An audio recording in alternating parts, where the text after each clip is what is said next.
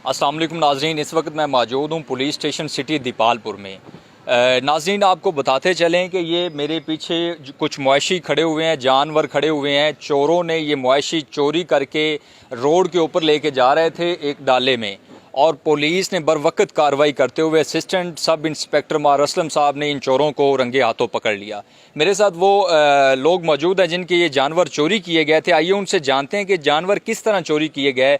Sir, गुजारिश कर रहा हूँ कि मेरे जो ये तीनों जानवर हैं जी मेरे मकान की शुमाली तरफ एक साया था मकान का, जी उधर बांधे हुए थे। तो बांध के अभी घर ही गए हैं तो पीछे से इन्होंने चुरा लिए हैं और सीधे इधर फजल इलाही बाबा जी, आपकी रिहाइश किस जगह की है? मेरी रिहायश अहमद शाह कॉलोनी है जी। अच्छा, पुलिस अभी एफआईआर जो है ना दे रही है इन मुल्जमान के खिलाफ? कर रही है जी। जी, दर्ज कर रही है। और पुलिस जो है ना वो कार्रवाई कर रही है और उनके खिलाफ दरख्वास्त जो है वो दर्ज कर रही है।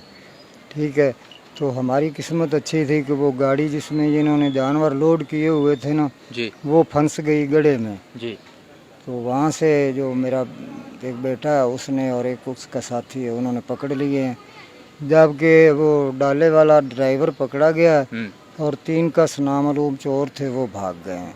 अच्छा, चोर भागने में कामयाब हुए? कामयाब हो इनके गए साथ ही थे चोर? चोर जो है ना वो इनके साथ ही थे और मेरे ख्याल में तो ये जो ड्राइवर है ये उनका गैंगर है।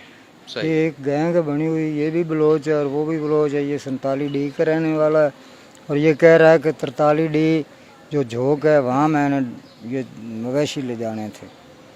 जी नाजरीन, जैसा कि आपने सुना कि थाना सिटी दीपालपुर की पुलिस ने मार Mohammad Aslam assistant sub inspector ने बर वक्त कार्रवाई करते हुए चोरों को रंगे हाथों पकड़ लिया और ये मवेशी अभी पुलिस स्टेशन की हदूद में बांधे हुए हैं। और ये जिस शख्स के जानवर चोरी किए गए थे उनका कहना है कि पुलिस हमारे साथ पूरा तामन कर रही है और पंजाब पुलिस को बड़ा खराज तहसीन पेश कर रहे हैं।